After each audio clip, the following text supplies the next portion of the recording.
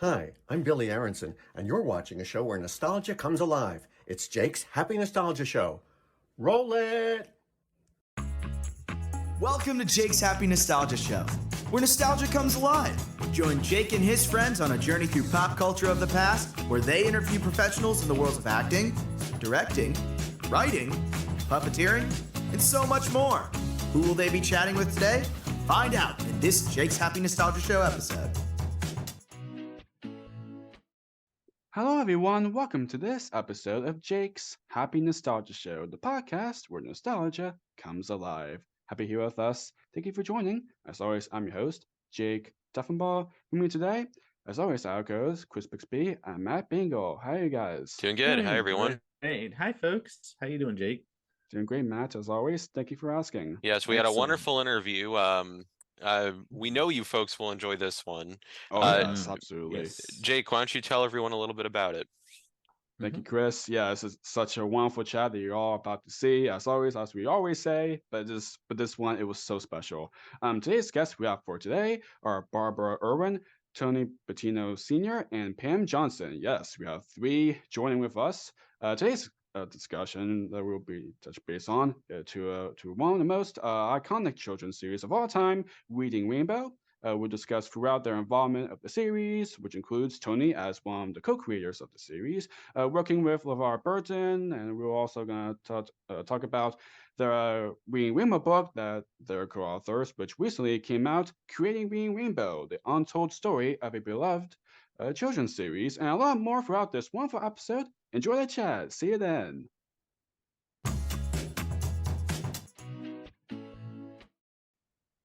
Hello, everyone. Welcome to Jake's Happy Nostalgia Show, the podcast where nostalgia comes alive. Today we have with us our Barbara Irwin, Tony Buttino Sr., and Pam Johnson. Welcome, you three. Happy to have you here. Happy to be here. Thank you. Happy to be here. Wonderful. Likewise, pleasure to have you guys here to talk about what we'll be talking about later on in this wonderful episode. To kick things off, we know who you are, but for those who haven't, could you tell our audience a bit about yourselves and what you do? Okay. Tony, you want to start? Oh, sure. Tony Buttino Sr. I was in production at Channel 17, WNED in Buffalo, New York. Worked there for 4 years in the production area, and then moved into the instructional area, educational area. And pretty much that brought me into using television for learning, which has been all my life practically. And I am a recently retired professor of media studies from Canisius University in Buffalo.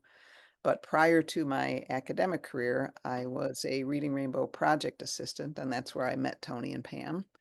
And this was in the very early days of Reading Rainbow, and I was there for several years in the mid-'80s, and then worked on things like the production of the book review segments and community outreach and national and local promotion for the series.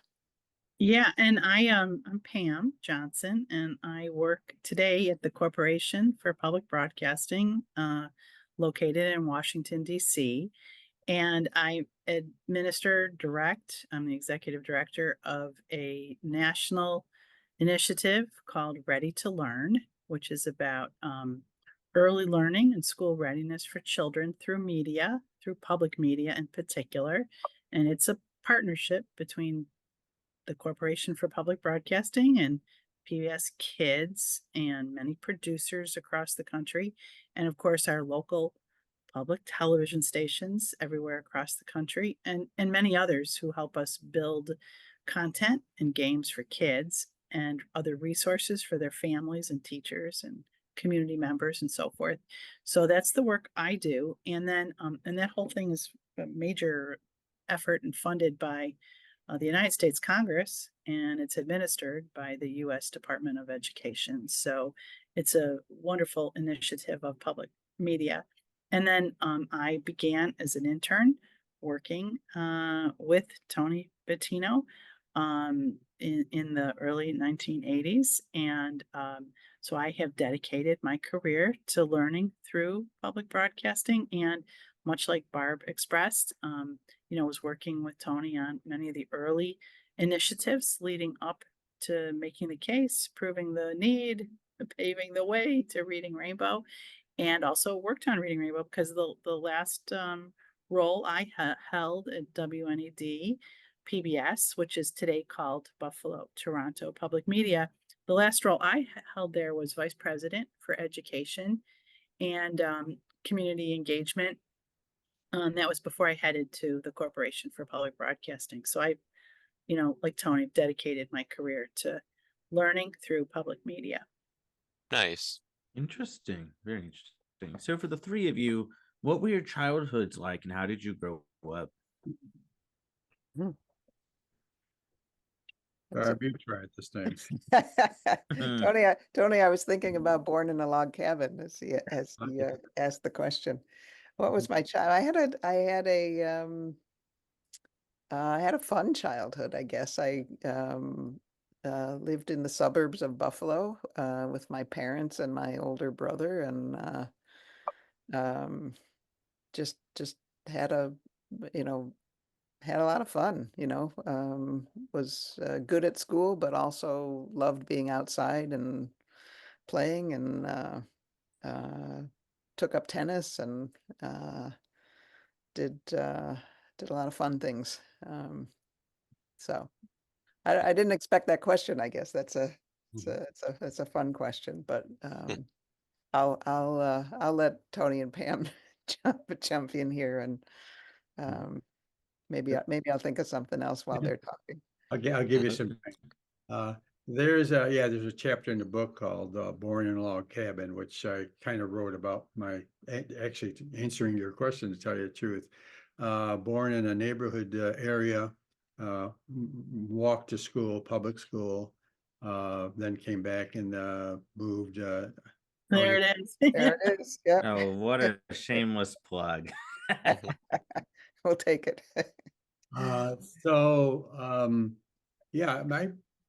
Just like we lived right in the city pretty much. The one thing that came out when I was talking to one of my friends in answer to your question is we didn't have much. My family is from Italy, and there were Italian newspapers.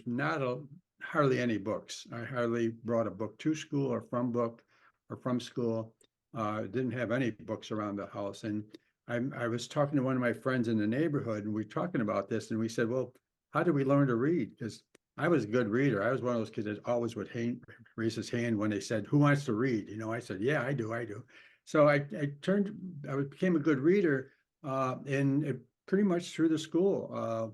This woman and I, we didn't know where the library was. So very little, and I'm reading up concerning reading that I didn't have, but my neighborhood was a neighborhood school. Went to school, came home, had lunch, went back to school, came home from school, but very little. I was a pretty good student too. So, but the library thing puzzled me. So, there was a library downtown Buffalo, but as kids we could never walk to it by ourselves, and my parents never brought me to it. So that's kind of my background, to tell you the truth. I think, as Barb said, I would have been at what, Barb, a typical target for reading for Reading Rainbow. Yep.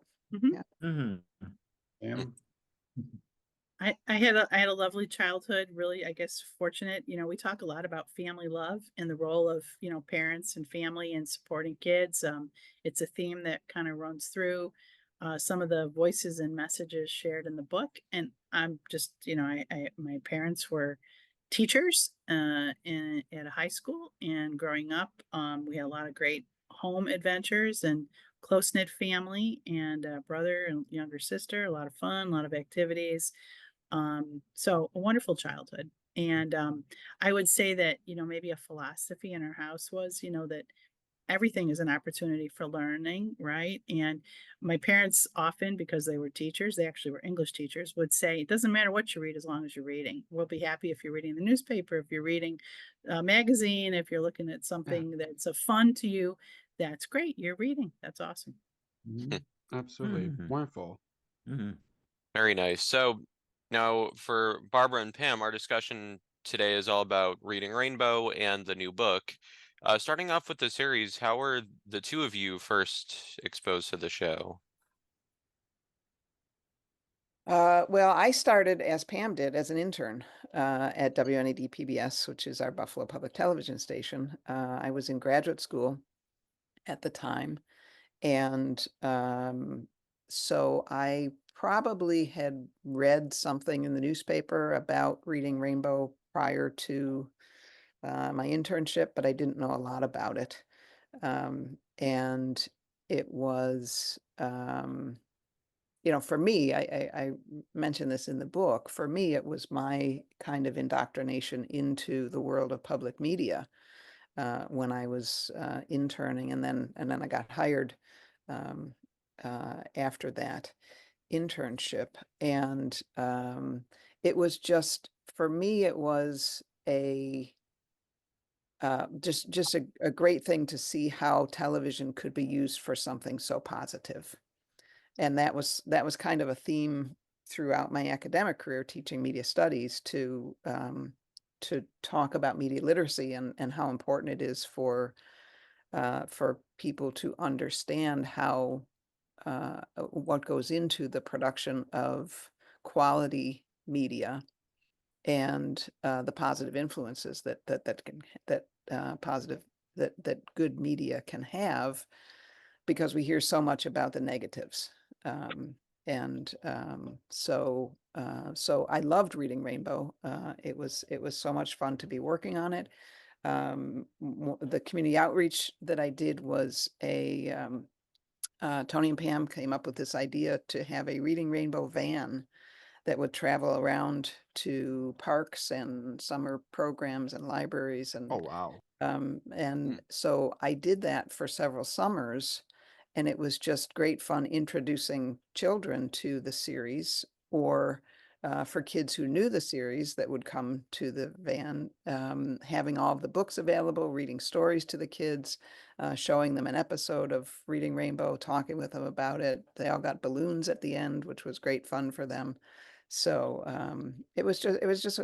it's a wonderful show, and I'm proud of the fact that I had a very, very, very small part in contributing to the effort. Nice. That's great. And Pam, what about you? Well, very similar. So, I was preparing to be a teacher and also getting a master's degree in media studies, and had opportunities for looking at media's role in education, and was very excited to do an internship at WNED with Tony. And so I began as a graduate student intern, and basically was kind of hanging around and helping and being a learner, active learner, during the time that Tony was doing all these summer television and reading projects, right?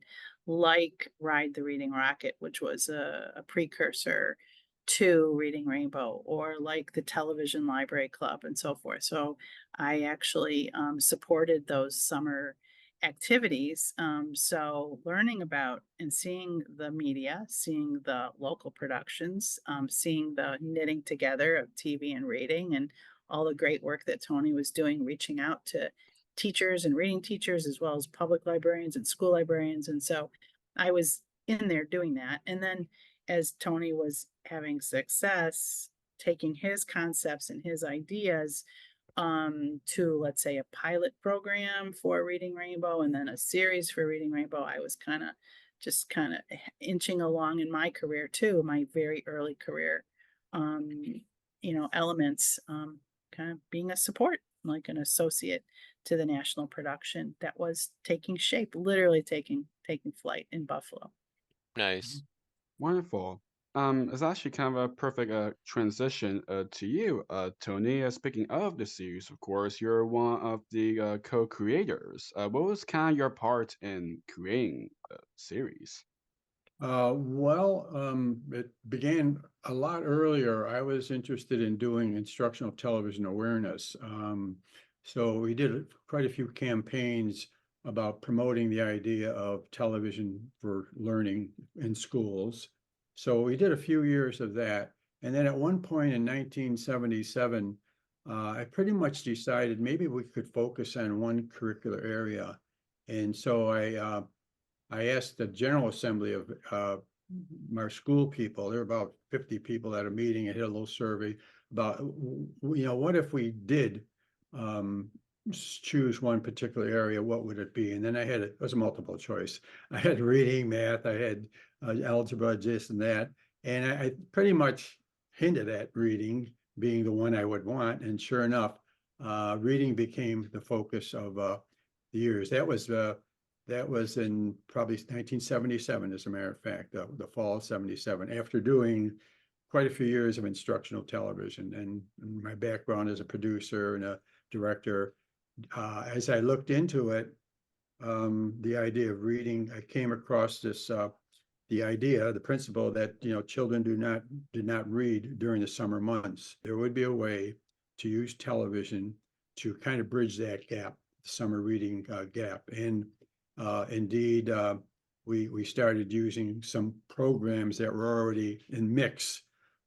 First year was this program called Studio C, which gave away transcripts so kids could, have something to read. And then the other years was a thing called Ride the Reading Rocket, which was pretty much a reading program with a nice thick booklet that went along with that. That was 2 years of that. And then there were 2 final summers with Mr. McFeely called Television Library Club, as Pam mentioned, and he did wraparounds. And then of course we started thinking more about, getting involved with a series that could be funded. So that's about up to the point, maybe that fulfills that question, I think. Nice.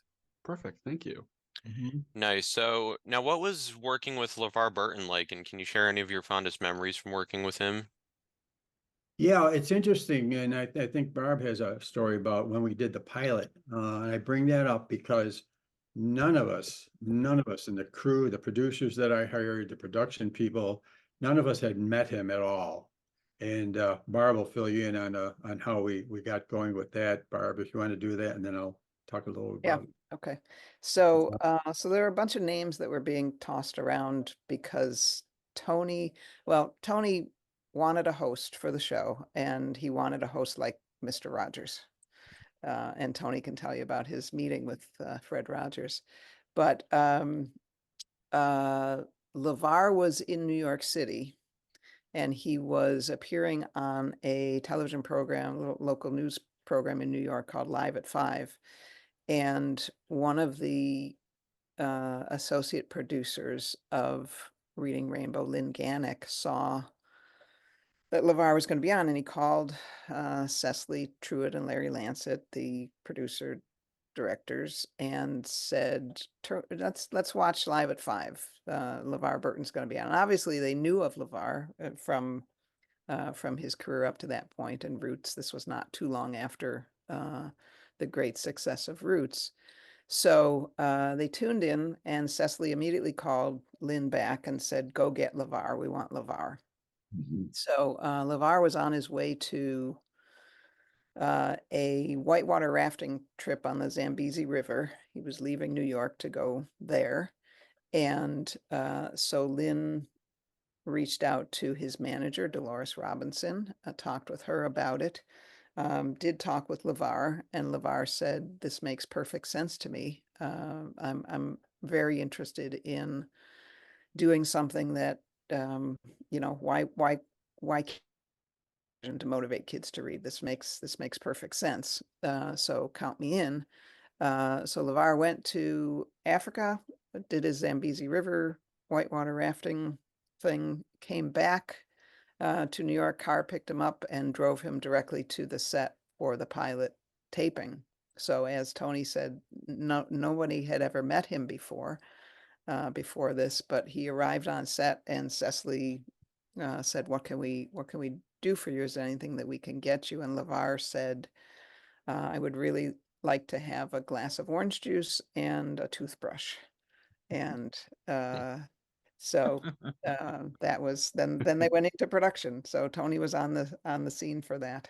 Yes, and before we get to my being at the pilot, as you mentioned, the host was so important in my mind. I started developing some ideas for a program that an intern named Reading Rainbow and had some ideas. The host was so important. In fact, so much, I always use the term that I wanted somebody like Mr. Rogers. In fact, I did make a trip to see Mr. Rogers. Went down to Pittsburgh, and I actually had Reading Rainbow in the back of my mind, but I actually had a proposal that was called Mr. Rogers Summer Vacation. And I Oh, proposed, nice. yeah, I proposed that as a long shot. I knew it was a long shot. Wow. Proposed that to him, and he, as Mr. Rogers, he's very gracious. Pretty much said, that he'd be on the advisory committee or something like that, but that maybe Mr. McFeely, Dave Newell, might be interested in something like this. And that's another story. But getting back to the pilot, I did meet him at the pilot just to say hello. He just came back. He didn't want to talk a lot to me or anybody, I don't think. He was just pretty tired from the Zambezi thing. But I was off to the side when we did the Gila Monster Meet You at the airport. That was the pilot in New York City, like 6:30 in the morning. Went down there and just talked to him again, and then stood off camera. And he started talking. He came down, and I knew that was our Mr. Rogers. You could tell just by his presentation in person and how he was able to communicate with the people out there. And of course, the writers have a lot to do with it too. But I felt right then that he would be our Mr. Rogers I didn't know how long at that time, but we found him. So that's the pilot. So. Yeah, wonderful. David Newell is also wonderful. He's a previous guest on our show. He's absolutely amazing. He's just the best. Yeah. He really is. Really, really is an absolute delight in every sense of the word. Tom Hanks was in the movie. Yeah, Tom Hanks. Yeah. The Beautiful Day in the Neighborhood movie. Yeah, that's it. That was a great. He was interviewed Was great. about this program, about the movie, and he mentioned talking about Mr. Rogers. And you're talking to Mr. Rogers, he's the way he is on TV. It's kind of like thoughtful. It's kind of like this. And Tom Hanks talking about, he's just kind of like trying to get in somehow and understand and get in there. Then he came up with the acronym WAIT, W-A-I-T. He used that. He said, "Why am I talking?" And he used that when talking to Mr. Rogers from then on. So I kind of think of that myself now. I've learned a lot about it. I use WAIT now and then myself. That's beautiful. So for all three of you, this may be difficult to choose because the show was on for a long time. Are there any Reading Rainbow episodes that stick out to you as some of your favorites? Okay. I will say this. One of my favorite books is Bringing the Rain to Kapiti Plain. And it's kind of a poignant moment right now because we just lost James Earl Jones.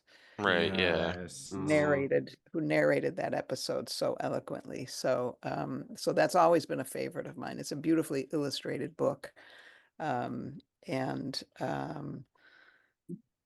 Yeah, so and then as far as episodes go, Tony and I kind of are in agreement that we like Tight Times. Yes, that was a That's a good good one. one. Which Yeah. became with episode LeVar one. on the pet show and all that Right, stuff. right, Yeah. right. Uh-huh. And I think the message is really important as the messages in so many of these episodes were, so I would put those up there at the top of my list.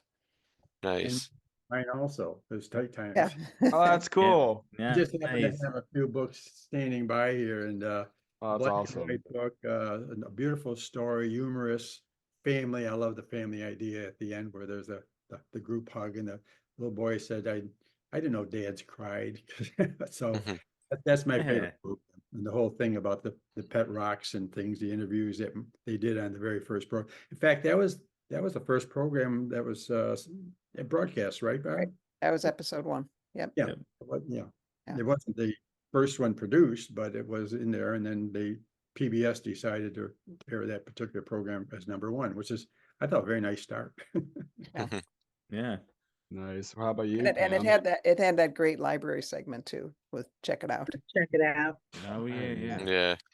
The producers of Reading Rainbow knew they wanted to do something, and they gave a lot of thought to what children's books could be part of a small collection of episodes that could be delivered to the American public and to kids and families, in the months and years following 9/11.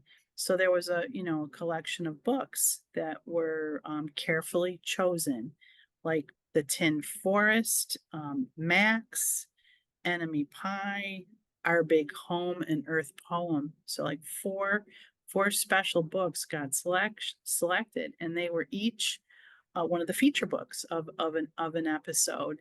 And so clearly this is not in the early years of Reading Rainbow. This Right. is September 11th of 2001. So Exactly. Reading Yeah. Rainbow has been in the world and playing a really important role for kids and families and teachers. So, and the books are all age appropriate for children, right? And they Yeah. touch on themes that are really important in the idea of a global community, and how to be resilient, how to rebuild after something very tragic has occurred, or how to be a superhero, or how to be a hero in everyday life, or we are one big world, like therefore that the earth, our big home, and Earth Poem. And then Enemy Pie, very beautiful children's book, one of my favorites, written by Derek Musin. But the idea is that a dad and a kid, a dad helps his child not consider a neighborhood friend who just moved in to be an enemy, how to convert someone you don't like into a friend. And so the dad is very clever and bakes an enemy pie, which, is a huge lesson for, well, invite the person you think is an enemy over to your house and play with them all day. And you might discover as the hours go by that you really like this kid and he's not your enemy at all. And I'll make you dinner and there'll be this pie, and it won't hurt him or you. It's actually brought you two together. So it's a great book. It's a beautiful book. And I would say that, that's one of the things that Reading Rainbow always tried to think about too. What books are relevant to themes and issues and needs of kids in everyday life? Yeah, absolutely. I mean, of course, there has so many wonderful episodes. Especially what you three already talked about with the 9/11 episode, where LeVar is like going into like a school, like telling those That was right across the kids and street. That was right across the street or nearby right. the World Trade Center. And those Yeah. children became part of the show, right? Because they were helping the producers and the music director for Reading Rainbow. They were helping construct a beautiful, meaningful song about, what it means to kind of come back to where you belong. The name of the song, we're back where we belong, which is in Yeah, this. I love that. I love that track. Yeah, That was, I pretty love that. profound, and very beautiful and very, very hopeful, right? Hopeful. Yeah, absolutely. Absolutely, yeah.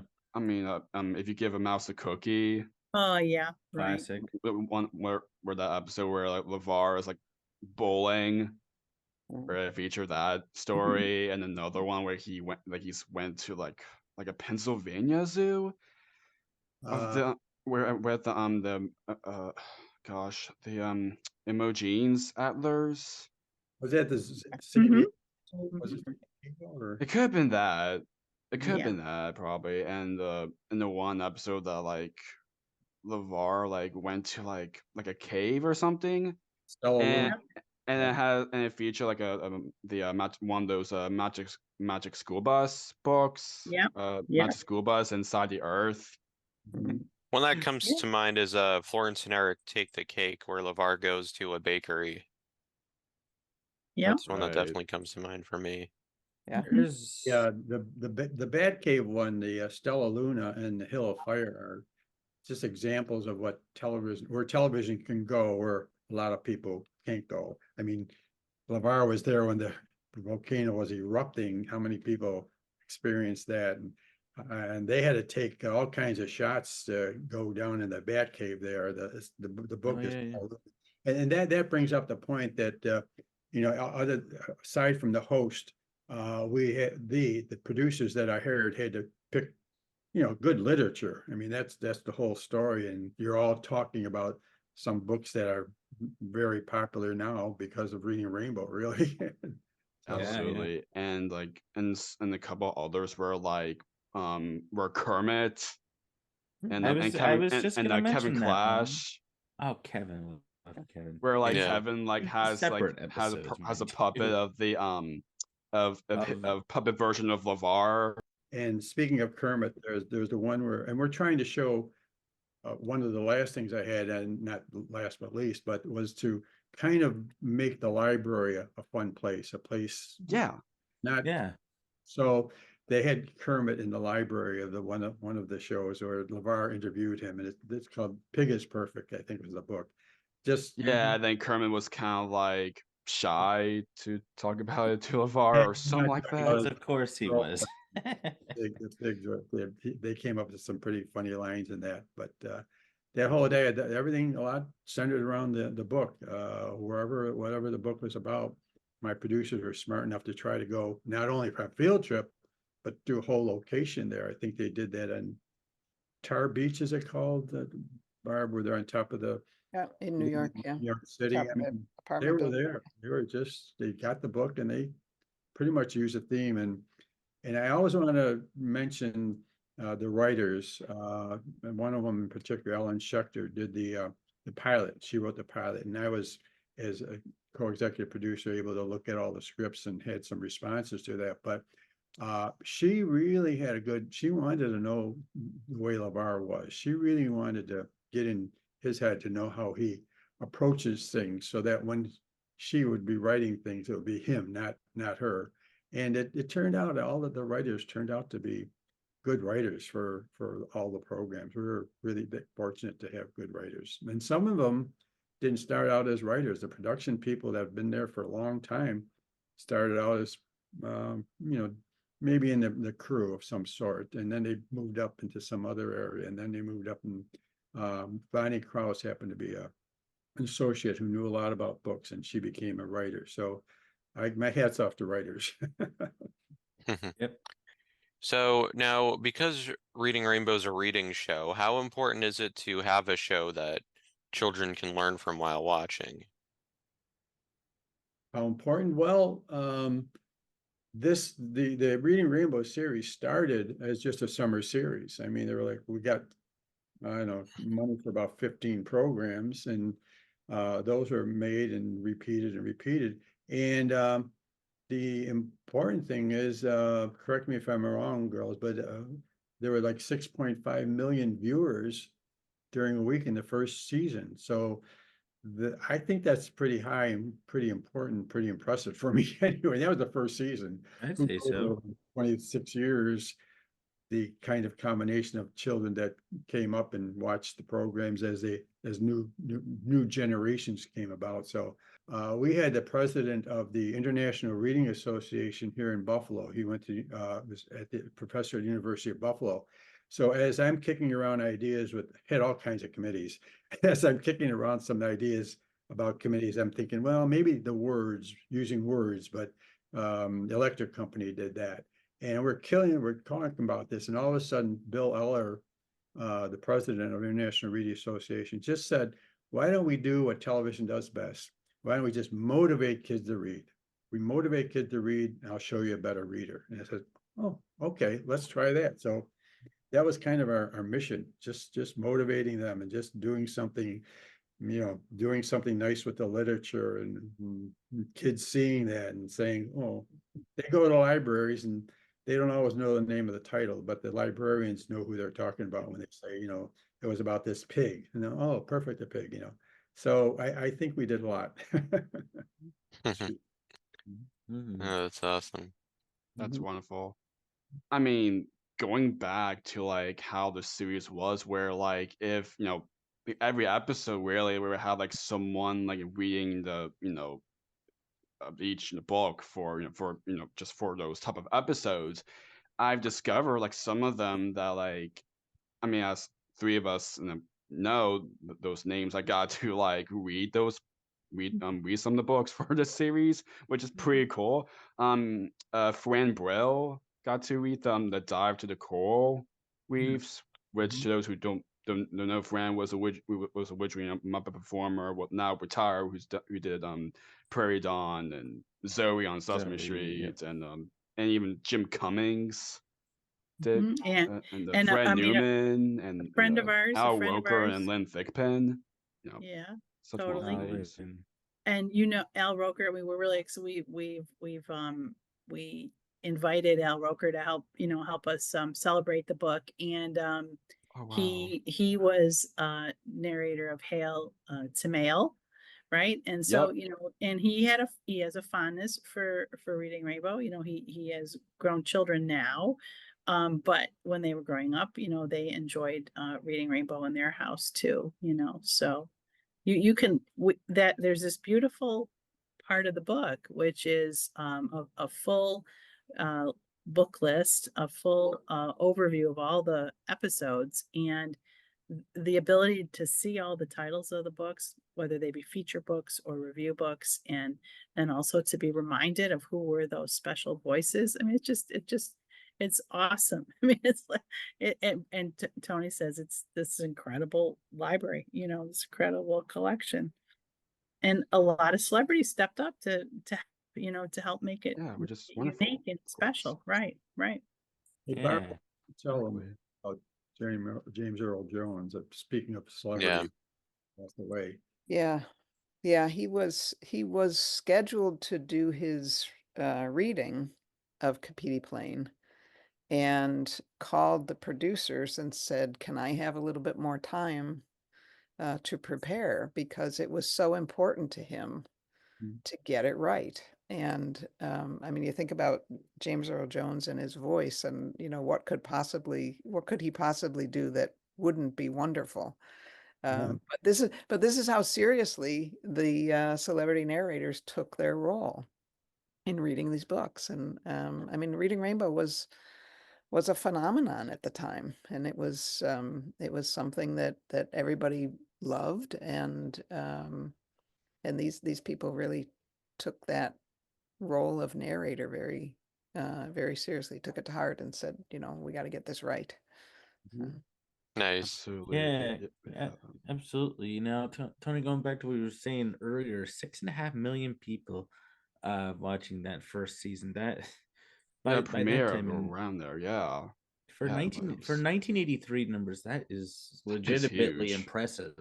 Oh yeah. But you're lucky enough to even get that now. So I mean, because not everybody had a TV back in 1983 when the show began. So, but that's it. Really is a wonderful way to teach children, and it picked up quickly. As 6.5 million people. So it worked. It worked. Yeah. I mean, especially how the show, what it is to how much importance of how reading is. Teaching children how to read, and it's wonderful. And it's great to have a show like that, because that time back then, when the series first came off the ground, there wasn't really a series really just only focused on just that part, right?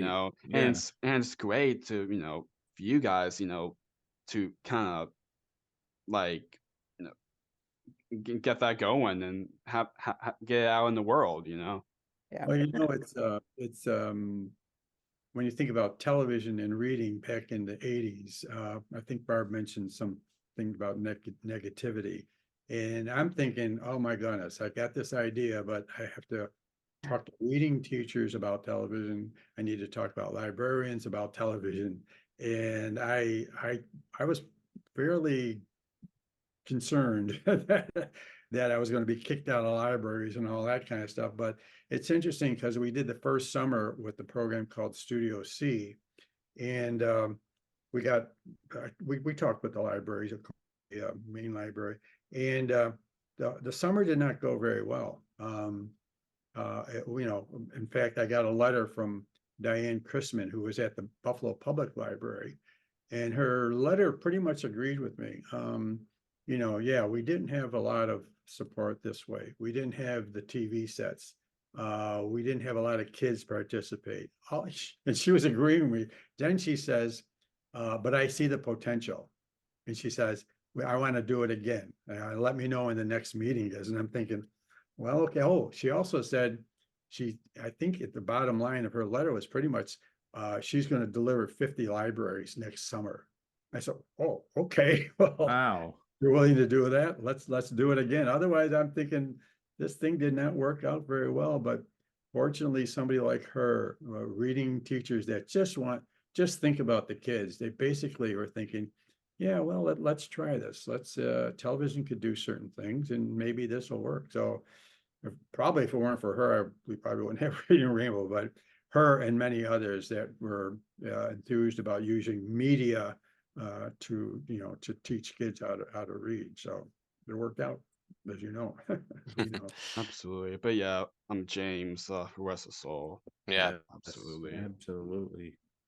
for She's sure. done. It's like I say, keep moving on more in the future, of course.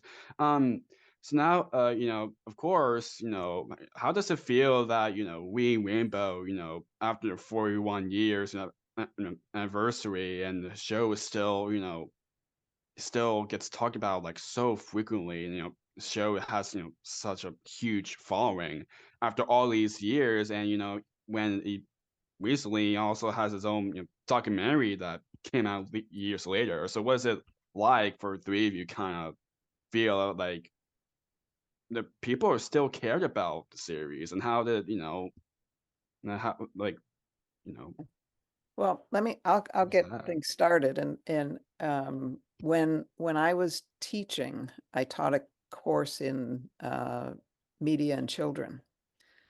So I was always looking for reading materials for my students, and it amazed me that there was virtually nothing written about Reading Rainbow, right? So you could find books aplenty about Sesame Street. And it was like Reading Rainbow flew under the radar, and it was this phenomenally successful series, among the longest running PBS children's series ever, and was really important in the media landscape. And so there was a void to be filled. So and honestly, we didn't anticipate that it would happen to coincide with the 40th anniversary of the series, and we didn't know that there was going to be a documentary made about Reading Rainbow as well. So so it was just sort of serendipity that these things all sort of coincided this year and last year. But I think it really is, and I'm gonna turn this over to Pam in just a minute because she can speak to these things. First of all, when Tony was working with his boss, Mike Collins, who was the president and CEO of WNED, they didn't set out to create this amazing series. What they were doing was responding to a need that they saw in the community. And so Reading Rainbow grew incrementally from this understanding that kids don't read enough in the summer to what can we do to address this issue. And nobody expected that Reading Rainbow would, or that this effort would result in this iconic series, right? It started very small and it was very grassroots. And so I think that's important to recognize. And the idea that, the book, I think, is important because we're telling a story that really hasn't been told before in terms of this grassroots effort and how Reading Rainbow grew from this idea that Tony had, that television could do something to help kids read more over the summer. So I think it's fun to reflect at this point, now that the book is out, now that the documentary is out, now that We are all former employees, right, of the public TV station in Buffalo, and they're they are the owners of the intellectual property, and they are the owners of the brand of Reading Rainbow, and they do a lot of work to do a couple of things. They work to keep the collection of Reading Rainbow relevant and accessible. So there are episodes, available through Reading Rainbow's YouTube channel. There are some of the featured stories that tie to different themes available, with a lot of lesson plans and resources on this tool called PBS Learning Media, which is a free education portal for teachers and families to use across the United States. So there's that kind of work. And you're right, there are experiments with things like Reading Rainbow Live, or there are other explorations of what could new content be. And, I can also say, the world of children's media for learning and in general, and for literacy and reading in particular, it's a really rich, fertile area. If you've recently gone to check out pbskids.org, you can see all sorts of shows, right, for children Yeah. in literacy, right? Molly of Denali and Almost Way and Working Out Almost Way, Wombats, Don Quixote, wombats, and all of those things, right? Right. Layer in the Yep. Year, Carl Right. the Collector, and Carl the this Collector's Carl the Collector. yeah. Very much So was looking forward to that one. all these beautiful Oh, yeah. programs, all good Mhm. learning goals behind them, right? So really thoughtful educational media, free to everyone on all platforms, broadcast, online, YouTube, PBS Kids YouTube, and so forth. The video app, the games app that PBS Kids have, all free. And Matt, when you talk about how impressive 6.5 million was, and it is today, especially, like, let's say in the area of broadcast. But when you think about streaming and how many uses of streaming of these kids shows are occurring today, we're talking 70, 90 million streams and experience. Yeah. Children's media. So we're in an entirely different landscape. And so the producers today are really smart, thoughtful, and creative about what's the nature of the assets and how do they work on these different platforms. And also the huge trend and growth in gaming, and how Oh, kids yeah. really learn And more through to libraries and more schools and all Right, that. right. You know, So it's have a spread rich, more.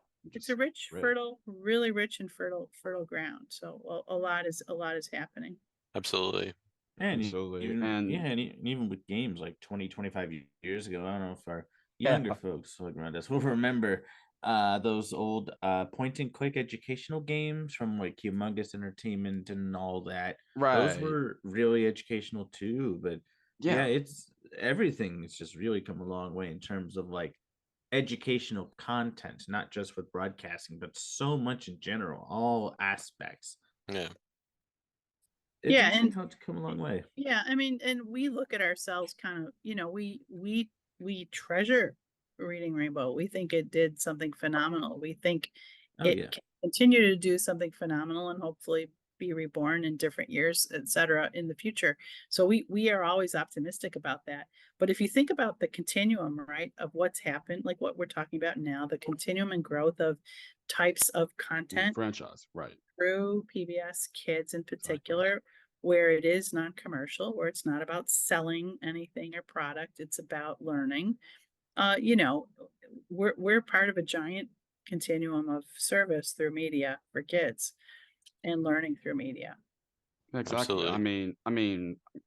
It's great that the series is like, it's still going, to keep what the, with this, book that we're about to gonna mention very soon, that like people will have a chance to like who wants to know more, they're like first beginners of reading and see what more what the series can be. I think it's so great to have, and even how such an incredible, amazing series was that even made like awards, and where, and even the LeVar even got to appear, in Mr. Rogers' Neighborhood, the way we talked about with Fred earlier.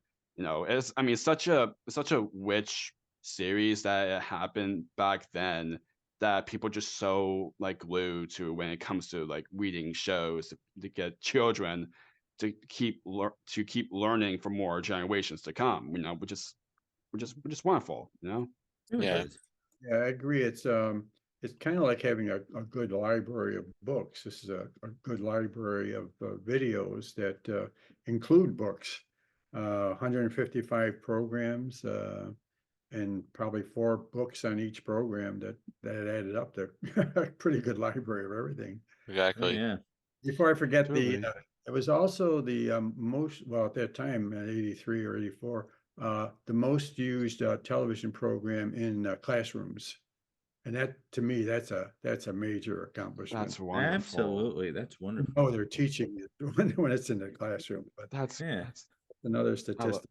that's Yeah, so that's a great lovely. statistic. And Tony, that statistic went on for like over 10 years. I mean, as Wow. CBB or PBS would survey the schools and see what was most used, Reading Rainbow for a very long time always came up as the most used series. And when more series got into the mix, it became the most used literacy series.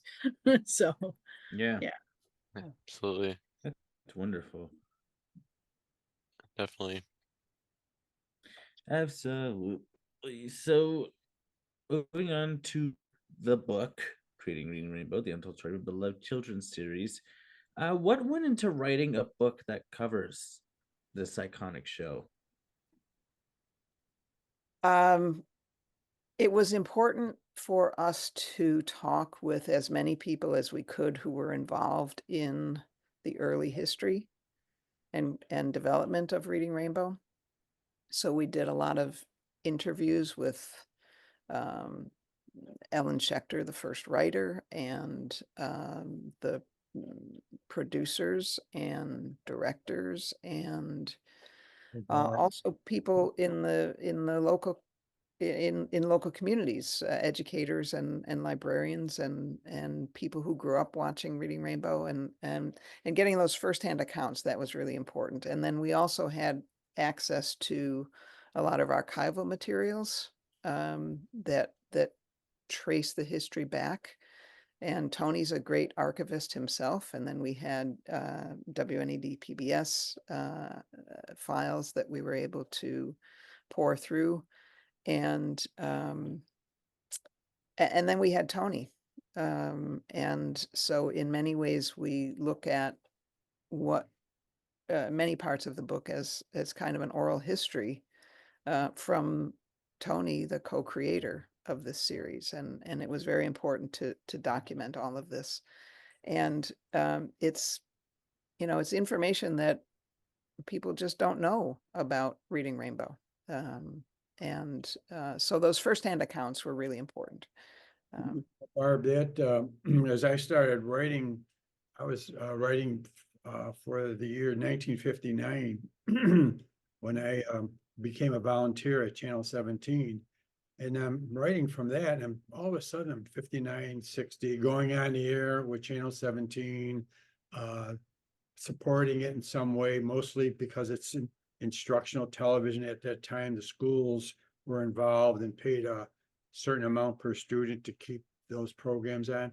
And like Barb said, all of a sudden I'm thinking, I'm writing history here. I think it's right because I had all the material to support what I was saying. And I'm thinking all of a sudden, I'm developing it towards years after that. But it actually was basically going on the air with television, just television, and everything that followed. There weren't many stations. There were only, in Buffalo, there were probably 3 stations that were on the air, and Channel 17, WNED, became the first educational station in the state. And a lot of others followed, and things developed. All of a sudden we're into educational television, Sesame Street, and adult education, and that Pam speaks of. When we talk about the book too, we acknowledge that it's the early history of Reading Rainbow. It's the prequel, it's the early ideas, it's the leading to, it's the case making. You probably, in talking to different people who make media, it takes in the same way it took 7 years to make a book. It takes 7, 8 years to make a children's show. Absolutely. Yeah. They just don't Mhm. happen Oh, in 1 year, right? And there's Right. Yeah. a giant process. And so that's really what Tony was activating Because and a lot goes into it, leading. you know? Oh yeah. Yeah. And The yeah, you with know, the whole research and all creation that. process, if it it takes works or time. Especially not. with the And curricular show like Reading Rainbow or Mhm. say, I don't know, you gotta Between the make sure, Lions or yeah. Between something the like Lions, Oh, that. yeah. Yeah. another wonderful show too. I mean, Yeah. Yes. it always happens where like you want to create something so original, you kind of have to like go like And what, educational too. yeah, and like Oh. what ways it can work, Mhm. Right. And you there's a lot know, of that and, thinking about what, when you build and a it worked pilot, you great. test out the pilot and how's it Hmm. working, how are kids responding to it. And, there's a great chapter about the pilot in the book. So it is a process. We call it the prequel, to the full growth and success of the series. And I would say, based on everything Tony was sharing about, literally the day he walked in the door of the station, I think it's a little bit also of the history of public media and a local station and what the station's mission is and how he chose to lead and how the president then chose to lead and how the partners across the system of public media got together, Tony with Nebraska Public Media, with Great Plains National, with the Lancet Media team, PBS, CPB. We're talking about, and Exactly. then all the stations, and then you've Yeah, kind of built it, but it takes a little bit of time and absolutely. great leadership by many people to move it on. Right. Absolutely. So now, to those who haven't read the book and want to know more about it, what can people, expect or take away the most from reading it? Well, I think, like we've said, this is our subtitle is The Untold Story. So Hmm. this is the paving of the way. If anybody is interested in Reading Rainbow, grew up watching Reading Rainbow, likes to Yes, know the about show. Yep. how television comes to be, how that process is. Um, I think it's a lot of fun things that people will learn about how this series actually came to be. And it's cool that the David Newell got to even got to be interviewed for the book too, which is Yes. pretty cool. Well, Yes, we've, and that Wonderful. was one of those building blocks. That was the experimentation that Tony was leading Yeah. for those 5 summers before Reading Rainbow. he's Mhm. actually the one that led me to Fred Rogers. So that was the process. I got to know him because of meetings. I talked to him about Reading Rainbow. He was interested in it. And I said, can we go see Mr. Rogers? And he said, sure. By the way, we forgot to mention, we did interview LeVar Burton. Yeah, Oh, yes, that's Oh, Yeah. wonderful. Of yes. course. Yes. I mean, of course. I mean, I know. I mean, he's the star of the whole show, so like, Right, yeah. Yeah. He was a good interview. He really, Oh, absolutely. oh, where he is now, he's still doing good things. Oh yeah. Yeah. So I'm very, it very helps. happy for him. Yeah. Absolutely. In his system to do that. So I want to forget him. Right. Of course. Of course. Absolutely. Oh, the other thing I don't think we want to forget is in the original format that I designed, I wrote about the library and the good host and all that, but I also wrote a thing that I wrote it, kids telling other kids about books they read. And that was basically like us adults that we tell people about books we read, Book of the Month Club and all that.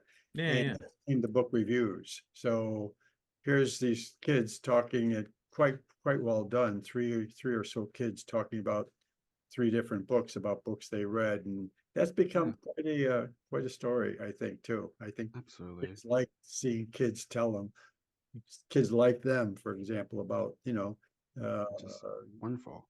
certain kinds of stories. So Definitely.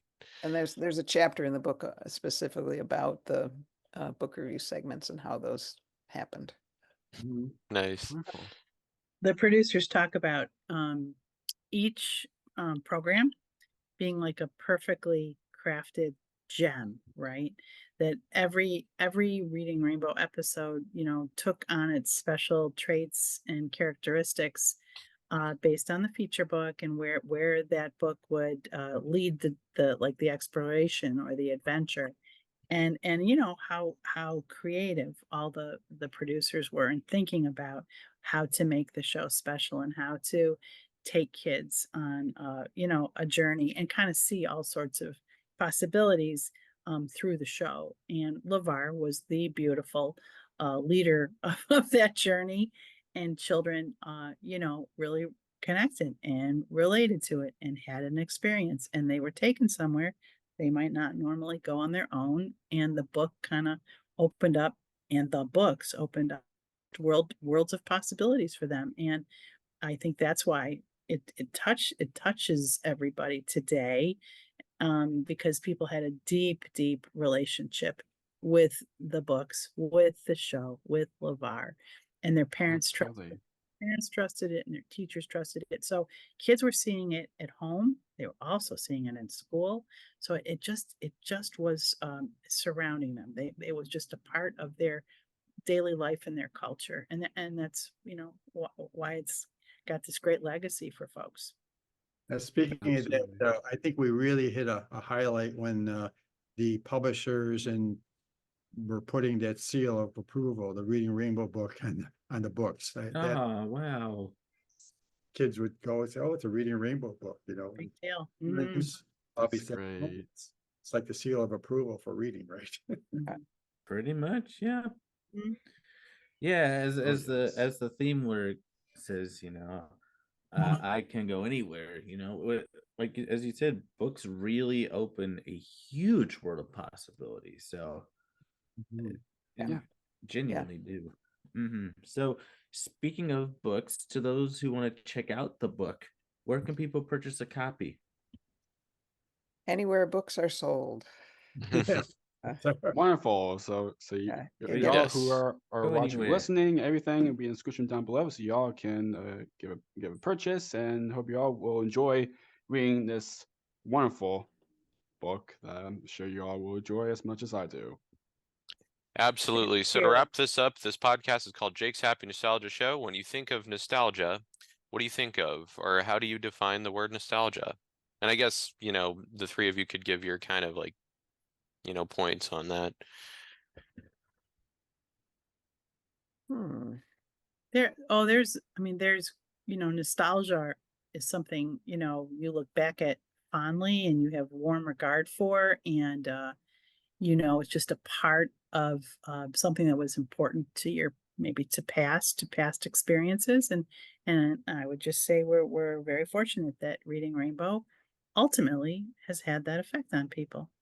Yeah, my nostalgia goes back at least 40 or so years when I started my career right out of college, and just progressed and worked like my father would, worked pretty hard to get things done and organize, and surrounded by good people like Pam and Barb. Good people made this happen and just progressed to where it is today. Absolutely. Yeah, and I think that warm feeling, like Pam was describing, I think is what I think of when I think of nostalgia, and I think that's what people think of Reading Rainbow as, a sort of like a hug, like a warm hug. Yeah, that's nostalgia way. Yeah, absolutely. Thank you so much. Great way to send off. Wonderful. So Pam, Tony, and Barbara, thank you so much for taking the time to do this. This was a blast. Yeah, Thank you. It was a lot of fun. Thanks. Yes, Yeah. absolutely. And thank you so much for doing this. Means a lot. Really much appreciate it. And looking forward for what's more to come in the near future with more Reading Rainbow and all those other things. Let's hope, Very right? excited. Super. Yes. That's great. Looking forward Yeah, as Chris, always. can you send us that picture? We'd appreciate it. Absolutely, sure. Yeah, Be great. happy to. Thank you. Yeah. Thanks. I'll just send it along to the three of you. So Yeah. Cool. Okay, perfect. All right. All right. Take care, you guys. This was fun. Okay. Thank you. Thank you. Thanks so much again, guys. Okay. Take care. Have a Bye. great day. Take care. Bye. Thanks again. Bye. Bye. It's goodbye from us as well. We absolutely enjoyed our time with the authors of the Reading Rainbow book. Once again, that's Tony Buttino Sr., Pam Johnson, and Barbara Irwin. We absolutely loved getting to talk with them. Links to where you can purchase a copy of the book will be in the description down below. Everywhere. And the Creating Reading Rainbow Instagram and their socials and everything else, all that in the description down below. Y'all should know where it is at this point. Well, we'll So- just say at Creating Rainbow on Instagram if you'd like to check them out. Yes, thank you, post-production. Thank So you, keep on the post-production. Thank you. lookout for more wonderful interviews coming your way. And as always, what do we say, Jake? Keep nostalgia alive. Take care, everyone. See you next time. Take care. Bye. Bye. Bye. Thank you for tuning in to another wonderful Jake's Happy Nostalgia Show episode. Be sure to follow Jake and the Happy Nostalgia team on social media, check out our website, and stream the show wherever you find your favorite podcasts. And as always, remember to keep nostalgia alive. Bye-bye.